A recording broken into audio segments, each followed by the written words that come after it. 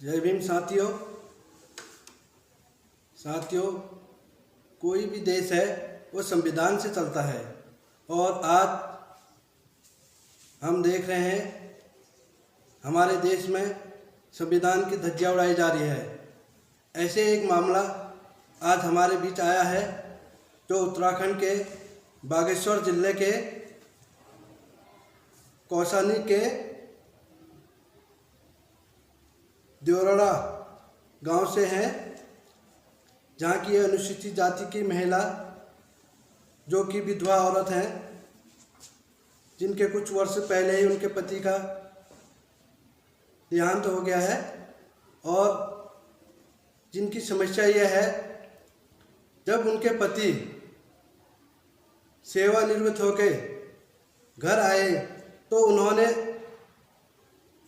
18 नाली जमीन अपने गृह क्षेत्र में खरीदी, जिसमें वह 35 साल से रह रहे हैं। लेकिन आज यहाँ तक कि उन्होंने उत्तराखंड सरकार को भी इस बारे में, अपनी समस्या के बारे में अपने दस्तावेज दिए हैं, लेकिन अभी तक उनकी कोई सुनवाई नहीं हो रही है, जिससे महिला बहुत पीड़ित है।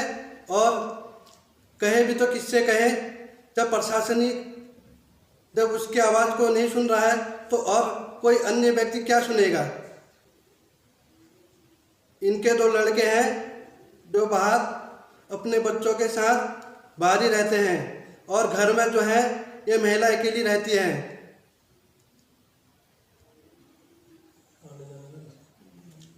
जिससे इनके आने जाने का जो रास्ता था उसमें इन रसूखदारों ने जो है अपना रिसोर्ट बनाने के लिए उस ज़मीन को जो है हत्या लिया है और इनका आने जाने का रास्ता बंद कर दिया है। उसके बाद बड़ी मुश्किल से इन्होंने अपने फिर किसी दूसरे पड़ोसी से खेत खरीदा, उसमें भी उन लोगों ने जो है अपना सामान डालकर जो है इनका रास्ता बंद कर दिया है। तो साथियों, आज हम इनसे पूछेंगे कि आखिर ऐसा क्यों हो रहा है इनके साथ, क्या पुलिस भी इनका साथ नहीं दे रही है। तो माता जी आप बताएंगे हमें? जी बताएंगे। मेरा मायके का गांव है, मैं बचपन से इसी गांव में पली हूँ और इसी गांव में नाकुरी गांव में मेरी शादी हुई। वहाँ हमारे पास ज़मीन थोड़ी थी। फिर इस गांव में मेरे पति रिटायर हुए, वो सेवानिवृत्त हुए, तो वहाँ से आए, थोड़ा बहुत पैसे जो मिला था उस समय हमने वो 18 नाली ज़मीन खरीदी, वहाँ मकान बनाया।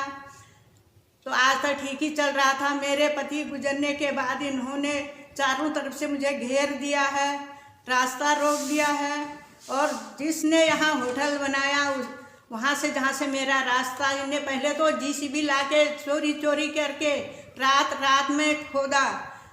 एक दिन 2 बजे रात आई, एक दिन 4 बजे सुबह के टाइम पर आई, जब भी मैं घर में नहीं भी होती थी, और तभी ये आदमी चोरी करके JCB लाता था। एक दिन मैं कहीं से आ रही थी, मैंने देखा ये नंबर को देखने लगी, इसने काले कपड़े से नंबर भी ढका था। ऐसे करके इसने JCB ला के पूरा खोदा, रास्ता बंद कर दिया। हाथ जोड़ के कहा मैंने, भाई इसी गांव में पड़ोस में बस रहा है, प्रेम से मुझे रास्ता दे दे, मुझे क्या करना है। इसने मुझे हाँ कहा, रास्ता अभी तक नहीं दिया। फिर एक दूसरी महिला से मैंने उसके पांव पकड़ लिए, बहन मुझे रास्ता दे दे। उसने मुझे रास्ता दिया, खेत दे रखा है, उसमें भी इसने रास्ता, जहाँ से रास्ते में आती हूँ वहाँ इसने तार बाड़ कर दी, वो भी बंद कर दिया। ये मुझे बहुत प्रताड़ित करते रहता है। जब जिससे मैंने वो खेत लिया, वो खेत में 2 दिन मारने को आया, कहता है डुमरी है तू क्या समझती है अपने आप को, इस गांव में हमारे साथ रहने का अधिकार कुछ नहीं है तेरे को, यहाँ से तेरे को उखाड़ फेंकूंगा। तब मेरा नाम पूरन तिवारी कहता है, इसका नाम पूरन तिवारी है। ये बार कितनी बार मुझे यही धमकी देता है, जब मैं तुझे यहाँ से उखाड़ फेंकूंगा तब मेरा नाम तिवारी होगा। तू क्या समझती है अपने आप को। इसके साथी जो हैं, जो झूठे गवाह हैं, बयाने देती हैं इनके तरफ से, वो कहते हैं कहाँ से जाएगी घर में, ये तिवारी का साथ मैं दूंगा। ग्राम प्रधान से लेके प्रधानमंत्री तक मेरे आदमी हैं। तू जाएगी कहाँ से? क्या पंखे लगाएगी तू तुझे यहाँ रहने ही नहीं देंगे कहते हैं। बार बार यही धमकी देते हैं और उखाड़ फेंकने की बात करते हैं। मेरे 2 बच्चे हैं, बच्चे बाहर रहते हैं, उनके बच्चे साथ में हैं, मैं घर में अकेली रहती हूँ। मैं हार्ट की पेशेंट हूँ, मैं बीमार रहती हूँ। बच्चों के साथ जाने से मुझे वहाँ अंदर कमरे में दरवाजे बंद करके रहते हैं प्लेन्स में, ये सबको ही पता है। मुझे घुटन होती है, इसलिए मैं पहाड़ में अच्छा हवा पानी मिलती है करके अपने घर में रहती हूँ। ये मुझे घर में नहीं रहने दे रहा है।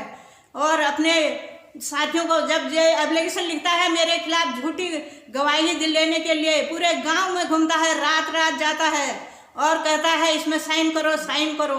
कुछ लोग ने किए हैं, जिनको इसने दारू पिलाई उन्होंने साइन किए हैं, जिन्होंने इनका दारू नहीं भी साइन नहीं किए, ये उनके खिलाफ भी जाता है। ऐसा इंसान है ये। तो आपने पुलिस प्रशासन से कोई शिकायत नहीं की? बहुत किया, पहले तो थाने में किया, उसके बाद में फिर जिला अधिकारी को लिखा, वो तहसील में लिखा, सब पटवारी को दिया। 2 नहीं 3 बार दे दिया है। प्रशासन ने मेरा साथ नहीं दिया। तीसरी बार मैं एक दिन डीएम ऑफिस में गई, जब वहाँ जिला कार्यालय गई, गुस्से से मैंने कहा मैं आज से वहाँ धरना दे देती हूँ, मेरे को न्याय क्यों नहीं दे रहे हैं ये लोग, यहाँ मौका करने देखने क्यों नहीं आ रहे हैं करके। तो वहाँ गई, उन्होंने कहा चल रही जांच चल रही कहा। उन्होंने फ़ोन किया सीधा, मैंने आयोग को लिखा था, मुझे हवा नहीं चली। इन्होंने आयोग वालों ने वहाँ लेटर दिया है करके, इन्होंने मुझे बहला फुसला कर गाड़ी में बिठा कर थाने पहुँचा दिया सीधा। मुझसे बयान लेने लगे और जो हुआ था उसकी तो कहानी कही नहीं। 3 साल पहले बुढ़िया ने बात पूछी, शुरुआती कहाँ से हुई, शुरुआती के मैंने 2-4 शब्द कहे, बाद में जो हुआ वो तो मैंने वहाँ कहा ही नहीं। मैंने कहा मुझे टाइम नहीं है यहाँ पूरा बयान देने के लिए, इतना टाइम नहीं है मुझे, अंधेरा हो गया, घर में गाय है मेरी, वो बाहर बांधी है, बाघ खा जाएगा, अंधेरा हो गया, इसलिए मैं आ गई। इन्होंने फटाफट साइन करवा लिया, मुझे ऐसा आश्वासन दे दिया हम कल या परसों आपके घर आएंगे और जो जितने बयान हैं आपके घर में लिए जाएंगे। कहा अभी तक नहीं आए वो हमारे घर में, कोई साथ नहीं दे रहा। तहसील में गई, जब उप जिला अधिकारी के पास गई, उन्होंने कहा मैडम हम आपका साथ नहीं दे सकते हैं, हम आपका साथ कैसे दें, हमारे ऊपर तो दबाव बना है। अब पता नहीं ये प्रशासन के साथ ही दबाव किसका बन रहा है, कौन है क्या है, मुझे कोई पता नहीं, इसकी कोई जानकारी नहीं है। मैं बहुत परेशान हूँ, बहुत दुखी हूँ, मुझे ये मारने की हमेशा धमकी दे रहे हैं। और मैं जब एक बार मैं वन विभागीय को वहाँ जब मैं सरपंच थी, उस समय इसने ये गांव के वन पंचायत तो नहीं है, वो पूरे गांव की है, वो गौचारा था वहाँ इसने जीसीबी लाके जब रोड खोदी, मैंने जरूर लिखा था कि इसने यहाँ खोद दिया करके, मेरा वो हक बनता था, उस समय मैं पद पर थी। तो इन्होंने उस पर भी मुझे मारने की धमकी दी, क्या कर लेगी तू, ऐसे कहा। उसके बाद में पटवारी जी आए देखने, खनन विभाग वाले भी आए, उन्होंने भी कुछ नहीं किया। मेरे सामने पटवारी जी ने कहा मैं फ़ोन करके ठेकेदार को बोलता हूँ, रोड में काम चल रहा था, यहाँ 2 ट्रक मिट्टी डलवा के ये रोड को बंद करवा दूंगा। बंद करवाने के बजाय भी आज जो है वहाँ दोबारा जीसीबी लाके रोड चौड़ी कर दिया, पेड़ उखाड़ दिए, फेंक दिए। वो पेड़ इतने हैं वहाँ फेंके हुए, कोई आते वहाँ देखते, मौका करते तो असलियत क्या है तभी पता चलता ना, आते तो कोई है नहीं वहाँ। और ये पूरे गांव इतने जो हैं, इनके बीच में मैं महिला अकेली हूँ, मेरे तरफ से कोई गवाह नहीं है। ये तो रात रात जाता है, गांव वालों को डरा धमका के ले जाता है गाड़ी में बिठा के।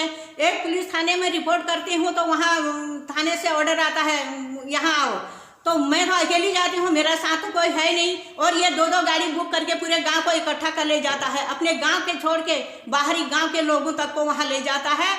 वो पुलिस वाले भी बताएंगे कि इसके साथ कितने आते हैं, ये महिला के साथ कितने आते हैं, सच झूठ वो बताएंगे। अगर मैं झूठ बोल रही हूँ तो ये सत्य है। और मेरे पति ने आर्मी में थे, वो अरुणाचल में बर्फीली चोटियों पर इतनी देश सेवा की है, जो कि उसका सम्मान गांव वालों ने भी करना चाहिए था। मेरे को इंसाफ मिलना चाहिए था, मुझे कोई इंसाफ नहीं मिल रहा है। मेरे पति ने देश सेवा की है, कितने लड़ाई लड़ी है। आज तक जो भी कार्रवाई हुई उसमें कुछ नहीं हुआ? कुछ नहीं हुआ अभी तो तक। तो आगे आप क्या कार्रवाई कर रहे हैं? आपको विश्वास है कि मुझे न्याय मिलेगा? न्याय मिलेगा, विश्वास है मुझे। दिल्ली, देहरादून और इनके वन विभाग जहाँ से ये सब कुछ करता है, वहाँ को मैं सब ये पत्र लिख रही हूँ। वहाँ से मुझे उम्मीद है मुझे ज़रूर इंसाफ मिलेगा, क्योंकि मैं घर में अकेली हूँ, बुढ़ी हूँ, और ये जो है इतने पूरे गांव की वन पंचायत वो है, गांव की जंगल जो है गौचारा था, वहाँ सब इसने सब अवैध रूप से वो पूरा कब्जा लिया है। उसमें इसने अपने गाड़ी आड़ी रखने के लिए होटल बनाया, तो आधा होटल तो उसी में है जंगल में। इसकी जांच की जाए। ये सामूहिक संपत्ति है, पूरी गांव की संपत्ति है। इसकी जांच की जाए, इसका ये अकेले नहीं है, इसकी जांच की जाए। मुझे उम्मीद है इसकी जांच होगी। और इससे मुझे ये भय ज़्यादा है, ये कभी भी कुछ भी कर सकता है, मुझे मार सकता है या किसी के हाथों भी मरवा सकता है। ये ऐसा किस्म का आदमी है, इसके लिए कार्रवाई होनी चाहिए। ये वन विभाग में है तो यहाँ इसकी इतनी संपत्ति कहाँ से आई, लकड़ी कहाँ से आई, जो कुछ भी ला रहा है सरकारी संपत्ति, इसकी जांच होनी चाहिए और मुझे इंसाफ मिलना चाहिए। तो आपका नाम? मेरा नाम कृष्णा देवी उर्फ किशनी देवी है। मैं जिला बागेश्वर से हूँ और गांव का नाम मेरा देवरड़ा है, पोस्ट लौबाज है, तहसील गरुड़ है। मेरा पूरा एड्रेस ये है। और मुझे पूरी उम्मीद है आपको ज़रूर न्याय मिलेगा। शासन प्रशासन द्वारा आपको ज़रूर न्याय दिया जाएगा।